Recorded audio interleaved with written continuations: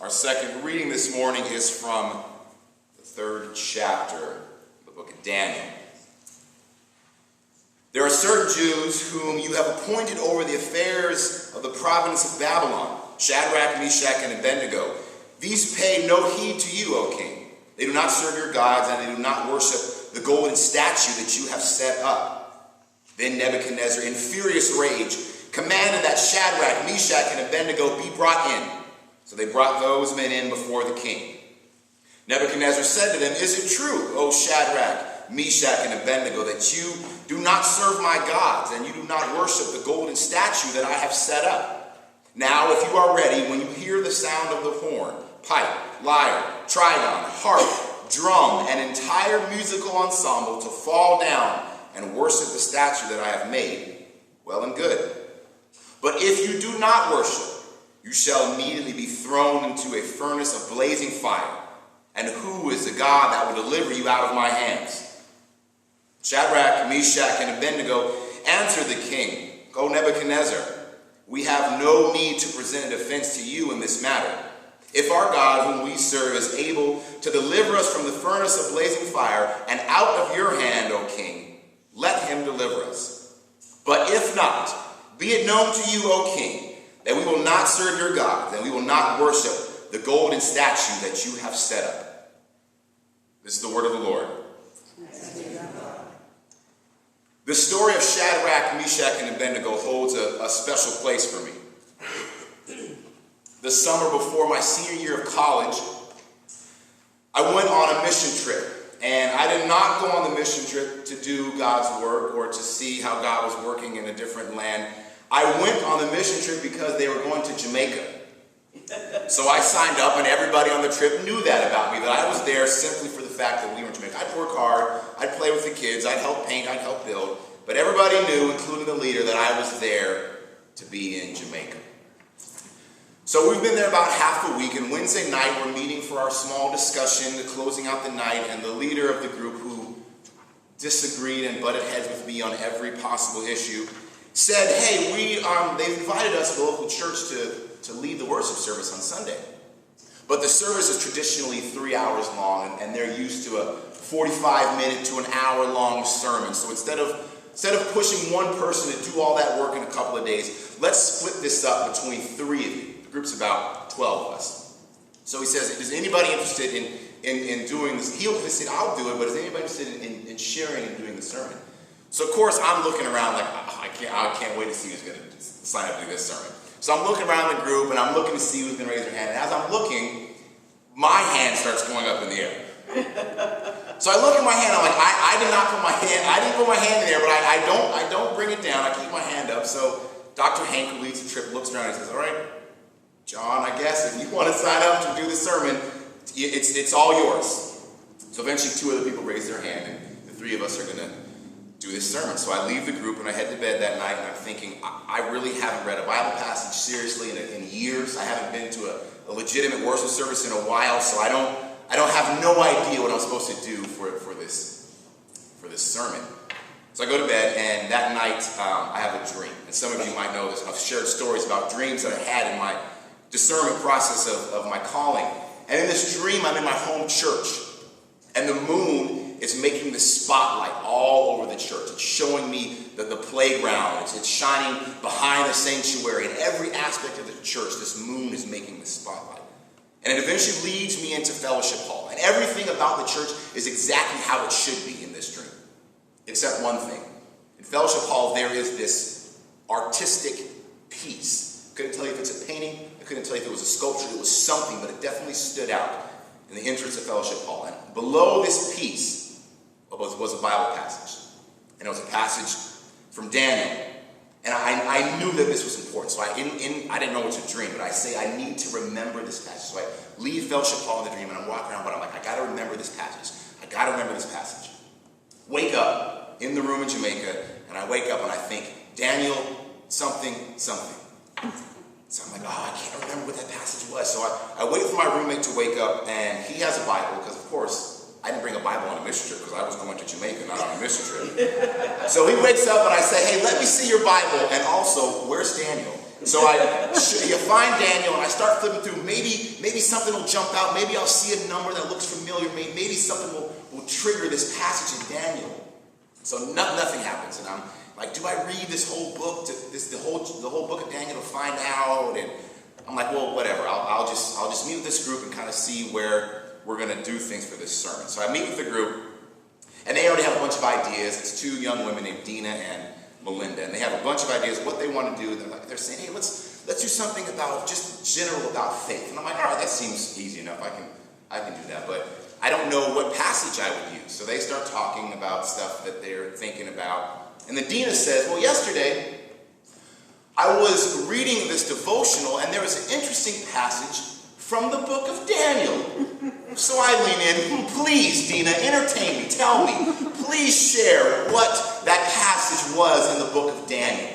So Dina's freaked out because I'm like on her like this, trying to figure out what this passage she would say was. And she tells the story about Shadrach, Meshach, and Abednego, and she says the passage that I had was chapter 3, verse 17. And that was the exact chapter and verse that was in my dream. And 3:17 is in the middle of what we read this morning. It says, if our God, whom we serve, is able to deliver us from the furnace of blazing fire and out of your hand, O King, let him deliver us.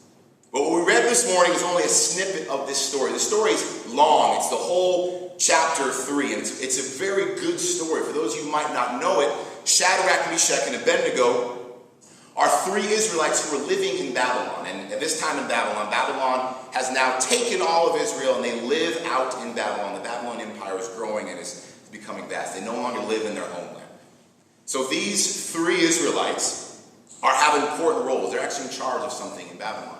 And Nebuchadnezzar sets up this giant statue and says, when you hear this band play, all these instruments, you'll hear it all over the kingdom. When you hear it, stop what you're doing, bow down and worship the statue that I've set up. And if you don't, you're going to get put into a fire. So word gets out that these three important Jews, these three important Israelites, decide we're not going to do that. We're not going to bow down to this statue. So Nebuchadnezzar is fired up, and he brings them in, and this story that I read for you, and says, if you don't do this, I'm going to put you in the fire. And they say, fine. You're either putting us in the fire, or we will perish in the fire, or our God will save us. Either way, we are out of your hands and your control, Nebuchadnezzar. So he says, throw them in the fire. Cranks the fire up 7 times hotter than it normally is. It's so hot that the men who bind Shadrach, Meshach, and Abednego, they die because they get too close to the fire and it burns them up. So they throw them in the fire. Nebuchadnezzar looks in and sees not 3, but 4 people in the furnace. And he says, stop, bring them out. I put 3 and now there's 4 in the fire. So he brings them out, and then their clothes aren't touched. The hairs on their head are not burned. And he says, your God is obviously the real God. Your God is the one true God. This is the God that we should all worship. So after reading that story, I knew it from Vacation Bible School, but after reading that story and doing this sermon, I said, hey, maybe I can do something about faith in the face of fire. Relying on your faith in hard times. That's a sentiment we can all get behind, right? But that's too simple of a translation of that passage. That's too easy of an idea. See, Shadrach, Meshach, and Abednego didn't just have to rely on their faith in a time of trouble. They chose the fire. We can't read the story and simply think, oh, how brave, how honorable of you three to stand up for your God. They were 3 people out of a nation, out of an empire. They were a fraction of the minority. They had to make a life-altering choice at that moment. A choice to not only go against the flow of what the rest of society said, but to face the heat, the actual literal heat of doing so. Over the past week and a half, many of us have had to make some choices. Some choices about our reaction to what happened in South Carolina. And if for some reason you've been living under a rock for the past week and a half, a man walked into an AME church and shot 9 people simply for the fact because he wanted to kill black people. So when this happened, you can imagine, you can remember, the news went ballistic. News stories popped up everywhere. Every 24-hour news channel covered this exclusively. Twitter and Facebook and Instagram were flooded with people's opinions, with stories they were sharing, with videos they were sharing. It was everywhere, this complete coverage of what was happening. But of all the things that I saw, of the first reaction to what happened, most things fell into one of two camps. Most responses. The first was gun control. People said, hey, well, if it wasn't so easy for this guy to get guns, or people to conceal handguns and have guns that can easily fire and be reloaded so quickly, if we had better regulations about who could get them and how they can get them and where they could use them, these people, this incident wouldn't have happened. Maybe.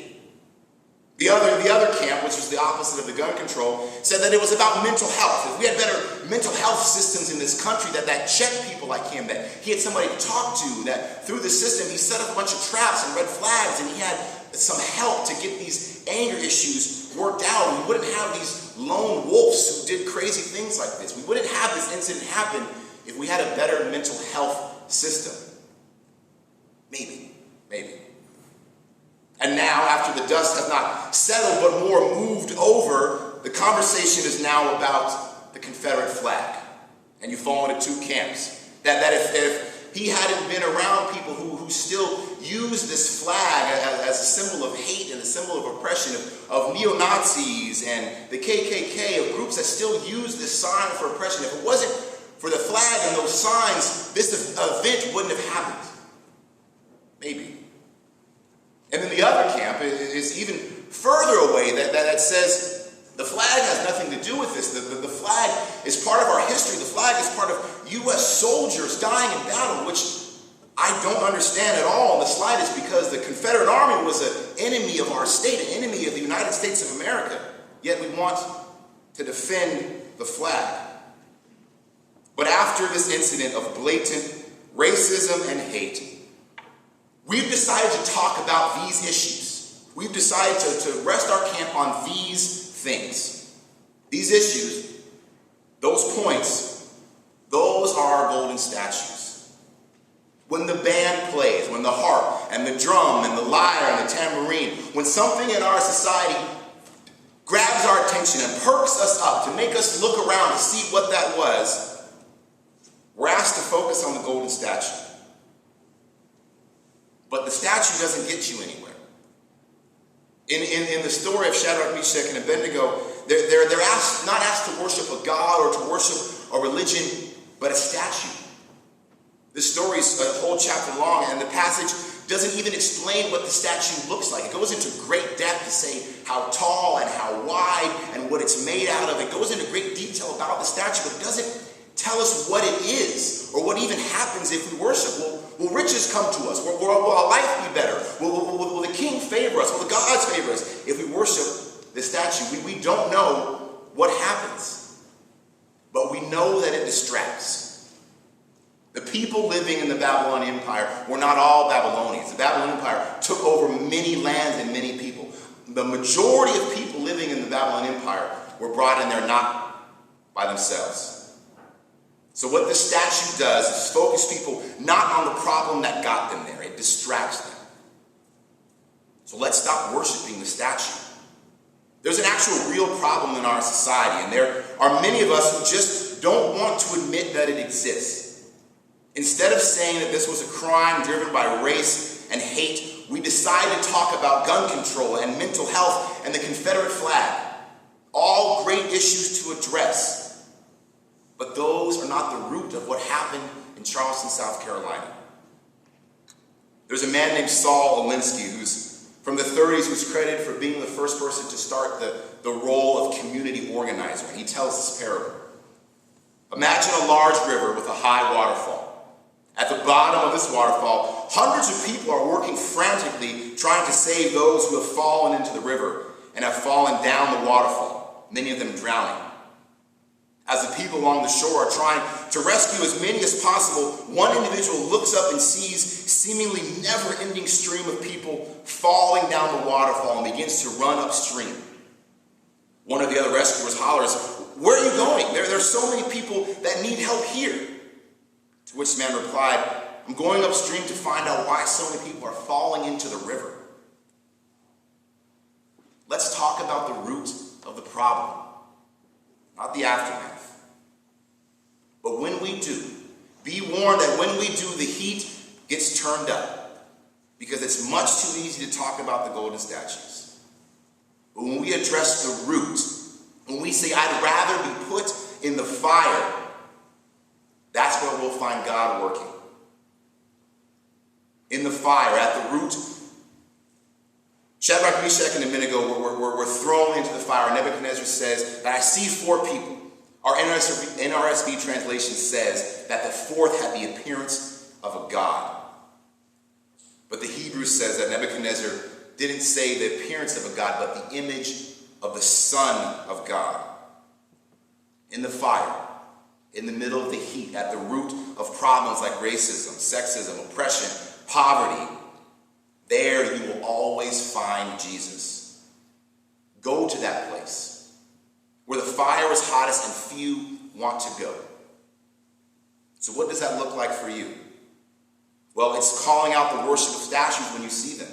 It's actually addressing the root. It's something as simple yet terrifying as calling out a friend who regularly uses racial slurs or continues to say something offensive about another group of people.